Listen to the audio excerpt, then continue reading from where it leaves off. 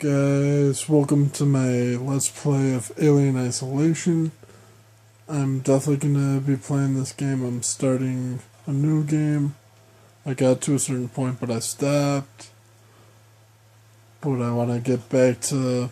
I want to do a new save, that way I can do the series for my channel. That's the only reason why I stopped. I'm gonna play it on medium because I have never really played horror games so much, except the one horror game, Clock Tower, for the PS1 back when I was little. But from what I've played so far of Alien Isolation, it pays homage to the old horror games, which I like.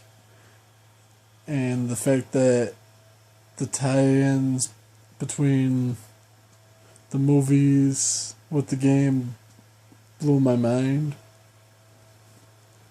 And I also really enjoyed the fact that you can craft items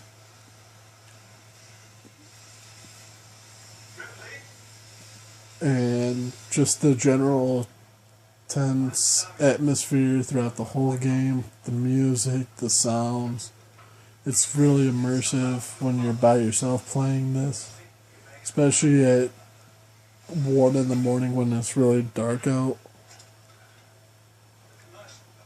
I remember watching the movies when I was little with my brother, because my parents never really liked horror movies.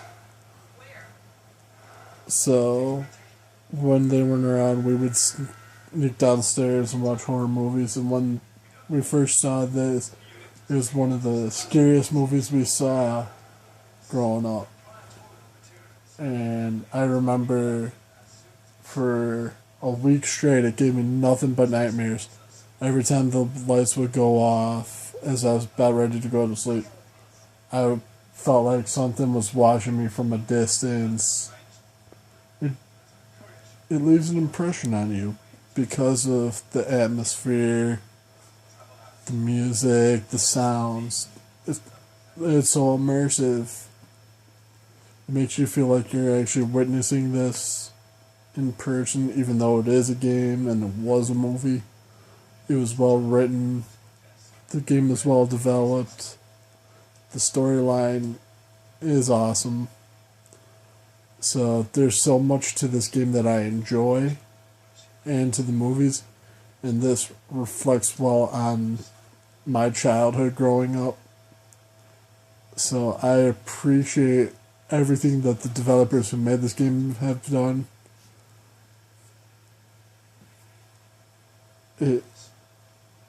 I can't wait, because now I'm looking forward to doing more horror games. But I don't want to do. Well, I'm going to play some indie horror games when I get my new computer. An RPG maker like Mad Father, The Witch's House, stuff like that. But at the same time, I want to do games like these where it's immersive, it's enjoyable for everyone, and very nostalgic to what a lot of people have grown up with.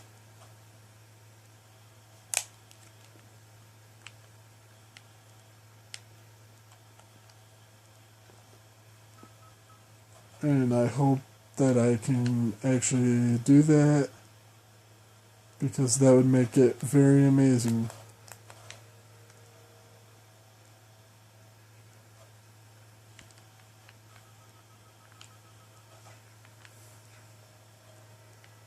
I'm just exploring, looking for stuff to open, try to find some scraps, just for general beginning to get this going so I could start crafting stuff up when I get the blueprints. But my goodness, the overall presentation of this game will have you guessing the whole time. Like, you'll never know exactly what's going to happen.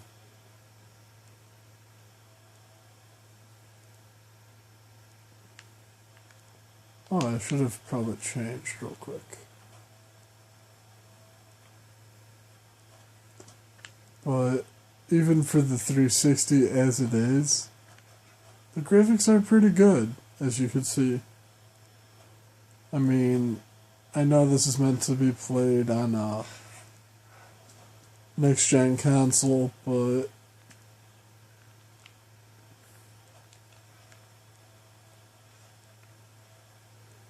for what it really is enjoyable. So I hope you guys will enjoy this as well. It's slow going at the beginning, because this is just me exploring the ship that we're going to the station on. So, the next part, or the next episode, will be me actually doing something.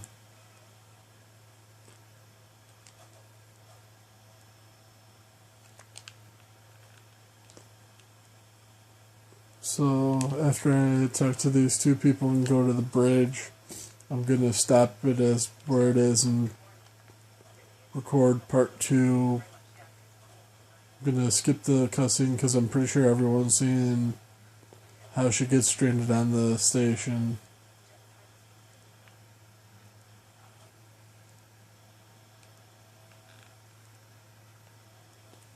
So I'm just gonna pause it till I get to the cutscene of her getting stranded. Well, like I said, guys, I skipped to this, showing them trying to dock with Sevastopol Station, trying to get the flight recorder of the Nostromo, trying to find out what happened to Ripley's mother. So, as you see, they're gonna go EVA to try to get to the station because something's going on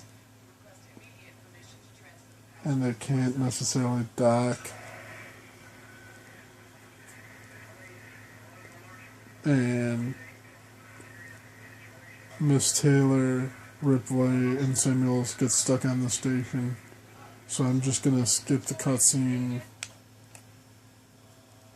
because everyone by now pretty much knows that something happens, there was an explosion, it was a trap for the alien, and it backfires and gets them stuck on the station.